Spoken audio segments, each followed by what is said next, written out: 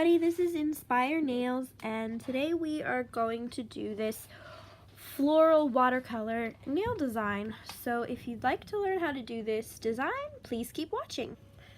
Alright, so you're going to need base coat and top coat. So I'm using Nail Envy and Seiche Feet. Then you'll need white nail polish for your base. I'm using OPI Alpine Snow. And then you need to choose 3 or 4 different pastel colors that you'd like to use for your flowers. So I'm using Essie Fiji, Essie Bikini Sotini, Essie Go Ginza, and Essie Mint Candy Apple. The next thing you'll need is some nail polish thinner. So I'm using this one from OPI. If you don't have nail polish thinner, you can also use acrylic paint and water. You'll need a paintbrush, just a little thin one, some tin foil or parchment paper to mix the polish on, some Q-tips, and nail polish remover to clean up when you are finished. I'll also be using this dotting tool with sheer yellow polish just to add some details to the flowers at the end. So the first thing that you'll need to do is apply your base coat to all of your nails to protect them from staining and to help the polish adhere to the surface. So for the floral nails, you'll need to apply 2 or 3 coats of a white polish just until it's opaque. I've chosen to do the flowers on my middle and ring finger on both of my hands. Alright, so then you're going to get the colors that you chose for your flowers and your nail polish thinner.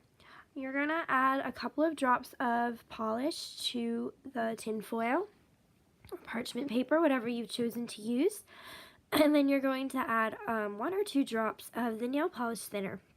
So you want the polish to end up just a little bit watery so that you can still see the color, but it's diluted enough that you'll be able to see the white popping through underneath to give it that watercolor effect.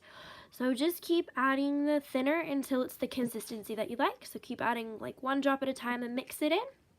And then once it looks pretty good, so that looks good to me, you just need to get your brush and start painting it onto the nails. So I'm just going in with the brush and kind of doing something that looks vaguely like a flower. So it doesn't have to look perfect. We'll fix it up later when we go in with the details, but just something that looks enough like petals that it will look like a flower when you're all finished. And then I'm going to be doing 3 different flowers on each of my nails, so I'm not making mine that big. It depends on what you want to do. If you decide that you only want to do 1 color of flower, then that's fine. You might want to make them a little bit bigger, you might want to make them smaller. Just be aware of how you're wanting it to look when you're all finished, so make sure you're giving yourself enough space on the nail. Then I'm just doing the exact same thing with the other 2 colors that I've chosen, and that's all there is to it. So that's pretty much what it looks like when you're finished. So now I'm going to go in with my sheer yellow polish and a dotting tool.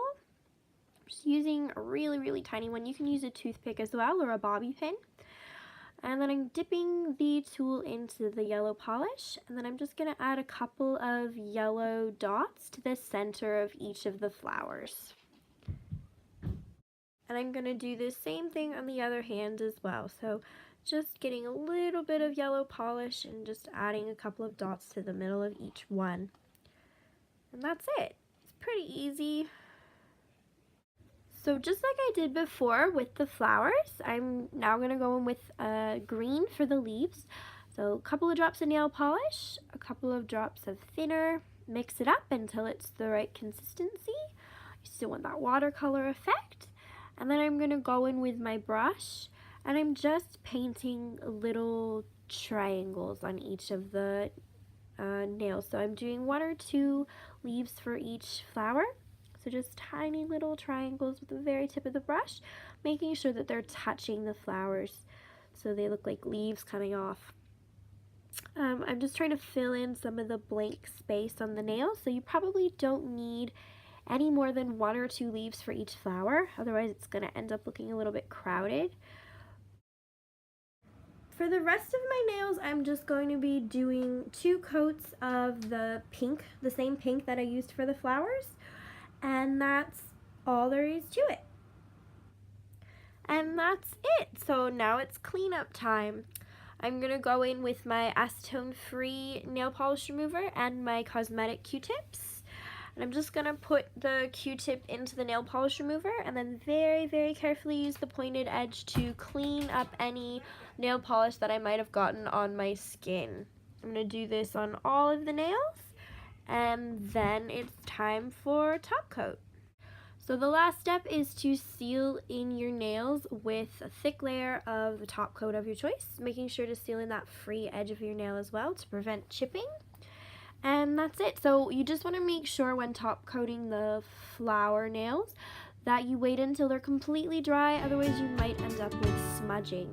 But that is it. Thank you so much for watching. I hope you all enjoyed this video. If you did, give me a thumbs up. Have a great week, guys, and God bless.